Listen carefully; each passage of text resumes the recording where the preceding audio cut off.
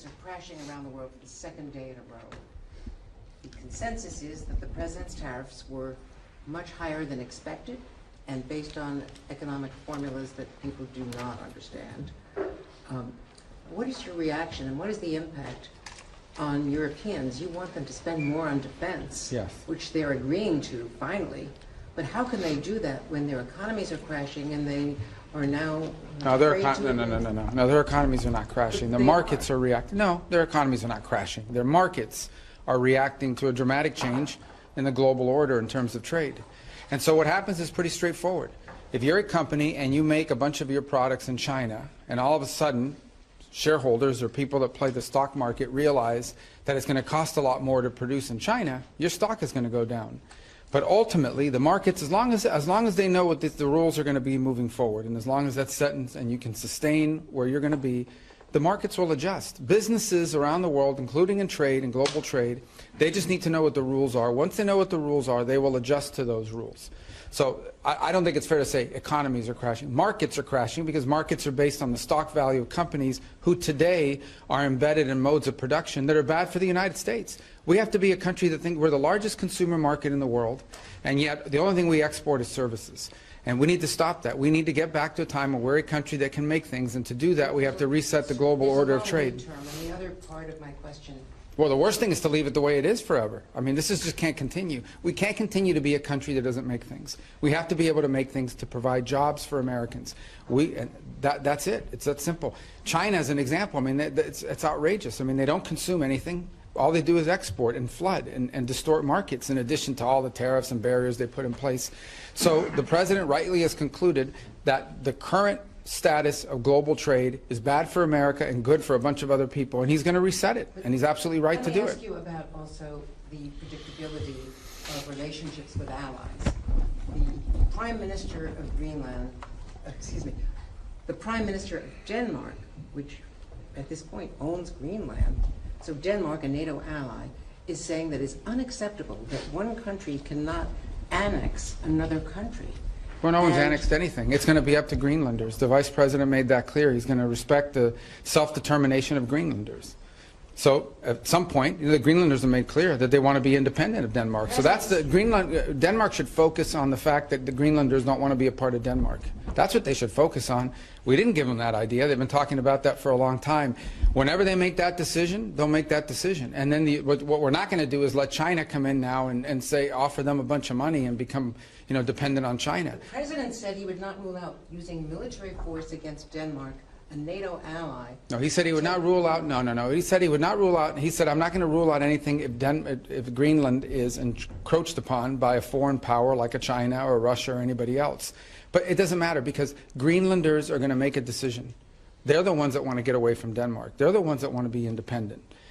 Not us. We didn't come up with that idea. They did. And if they make that decision, then the United States would stand ready, potentially, to step in and say, okay, we can create a partnership with you. We're not at that stage. But that's what the Vice President made clear last week in his visit there. His statement was very abundantly clear, that we will respect the self-determination of the people of Greenland. The people of Greenland. And they're the ones that want to leave Denmark. That wasn't our idea. All right, well, second question here. Missy from Washington Post. Mr. Secretary, I'd like to ask you about the Russia-Ukraine negotiations. Can you give us tell us about the American assessment of the conditions that Russia put forward regarding the Black Sea ceasefire talks, and also the British and French foreign ministers said this morning that Putin was dragging his feet. Do you agree with that? Maybe. I mean, he might be. We don't know yet. We're going to find out fairly soon. I mean, look, here's what the president wanted to do. He wants to end this war, and he wanted to test it very early in his administration. Is it possible to end this war on terms that are acceptable, obviously, to both sides? Because you can't end a war unless both sides agree. And that's what we're in the process of finding out. We will know soon enough, in a matter of weeks, not months, whether Russia is serious about peace or not. I hope they are. It would be good for the world if that war ended. But obviously, we have to test that proposition. So we're working through that process. We had a visitor, Mr. Kirill, was here this week. Had a chance to sit down with him. He met with others. He'll take some messages back, and the message is the United States needs to know whether you're serious or not about peace. Ultimately, Putin will have to make that decision. The Russian Federation will have to make that decision. I think the Ukrainians have shown a willingness to enter, for example, into a complete ceasefire to create space for negotiation.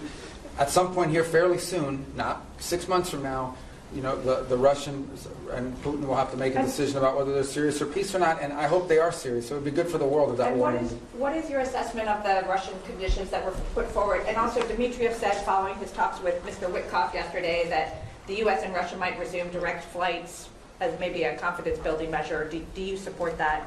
So that I haven't heard anything about direct Okay. flights. I What can tell about- you, but I don't know who's going to fly on it because all these people are sanctioned. But I would just tell you that the thing I would point to you is this. We're going to wait and see. The Russians know our position in terms of wanting to end the war, and we will know from their answers very soon whether they are serious about proceeding with real peace or whether this is a delay tactic. It's a delay tactic. The president's not interested in that. If this is dragging things out, President Trump's not going to fall into the trap of endless negotiations about negotiations. We will know soon enough whether or not Russia's serious about peace. If they are, that'll be great. Then we can move towards peace. If they're not, then we'll have to reevaluate where we stand and what we do moving forward about it. But we'll be in no different a position than we are today, or we were when he took office. He wanted to know early in his administration, is peace possible? We're testing to see if the Russians are interested in peace. Their actions, not their words, their actions will determine whether they're serious or not. And we intend to find that out sooner rather than later. And what about their conditions?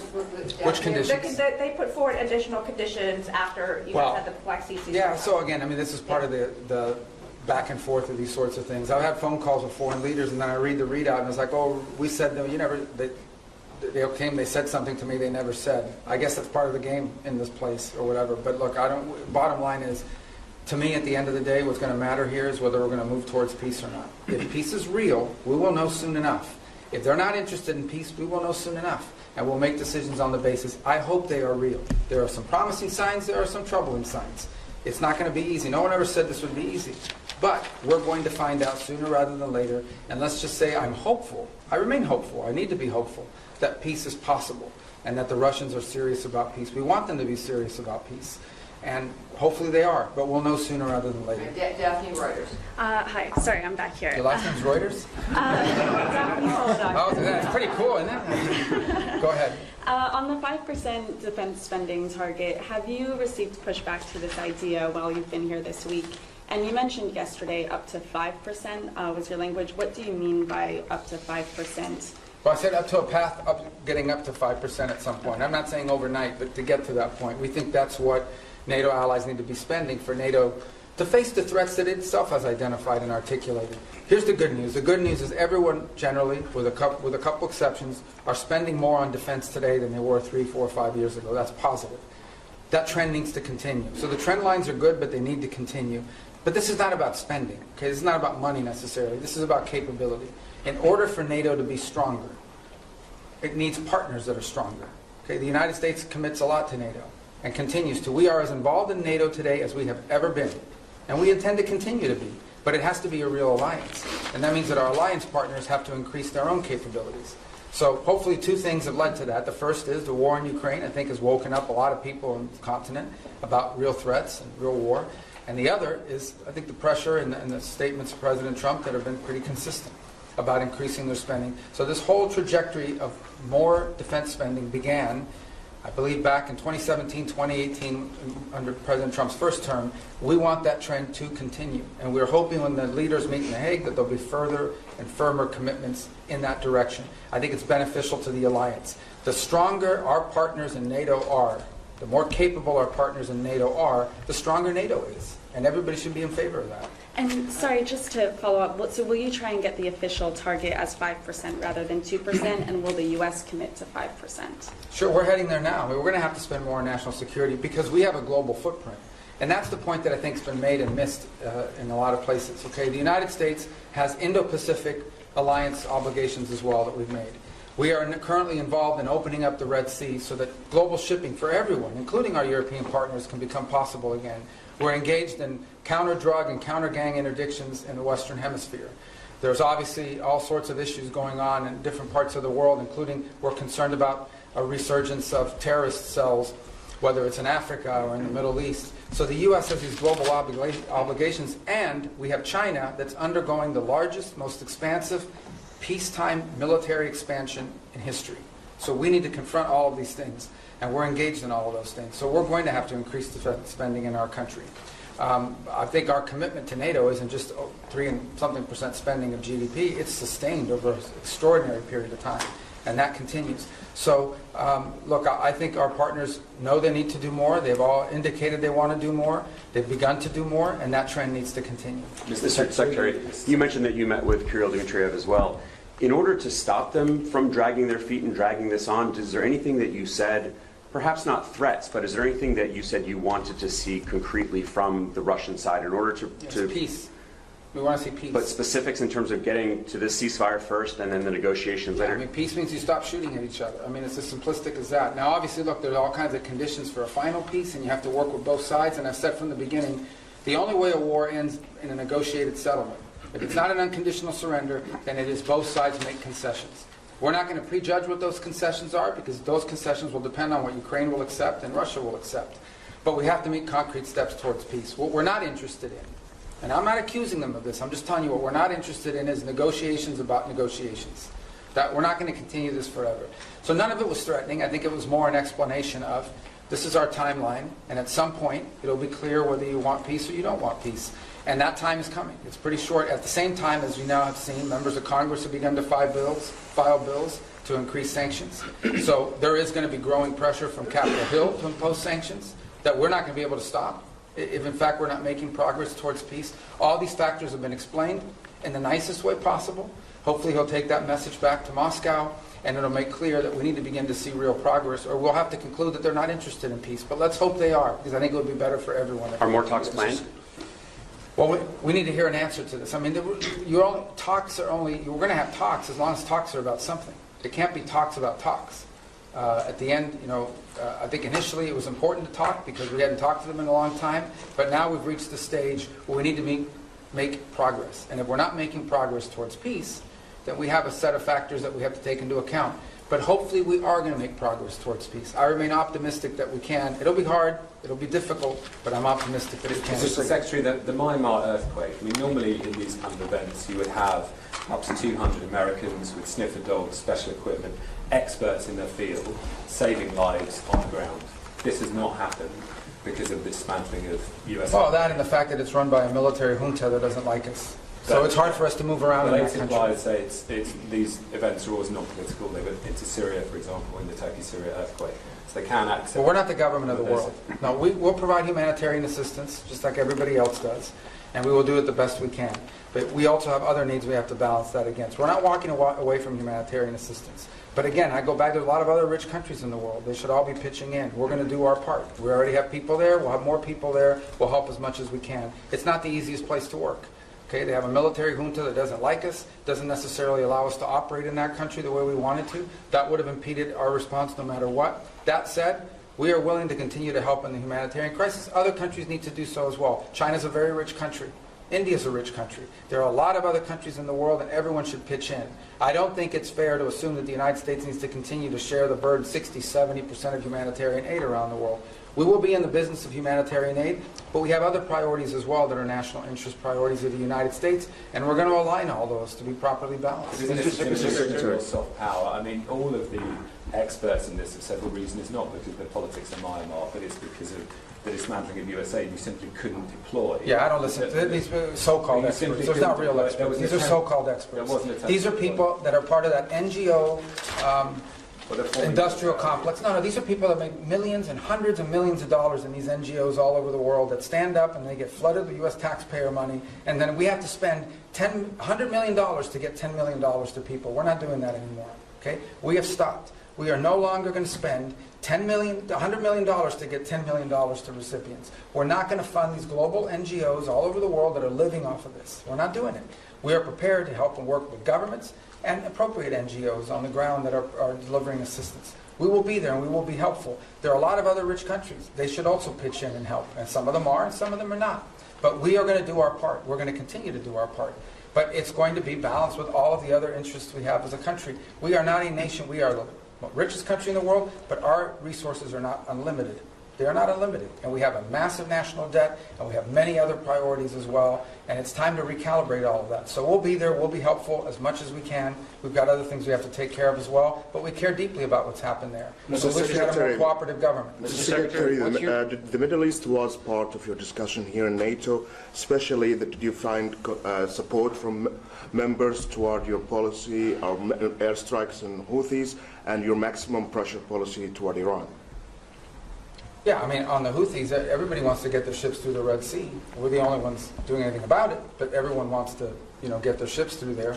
As I said, we've done the world a great favor by taking on this band of criminals who have, unfortunately, sophisticated weaponry that they can use to, they attacked, 150, 160 merchant vessels. 174 times they've attacked the United States Navy. So I think the world should be grateful to the United States for being involved in this and doing this. Everyone thanks us for it. I understand these nations have limited capabilities despite being very rich countries. Nobody else can project power there and do this. But that said, we think that mission is going to bear fruit, and it's necessary. We can't have a band of criminals controlling that. In the case of Iran, I don't know of any country in the world that's excited about Iran ever having a nuclear weapons capability. Some are more forceful about it than others. We've had talks about that. As you know, the president would like to figure out what's going to happen there. But he's also made it clear that there's not going to be a nuclear-armed Iran. That's not going to happen under his watch.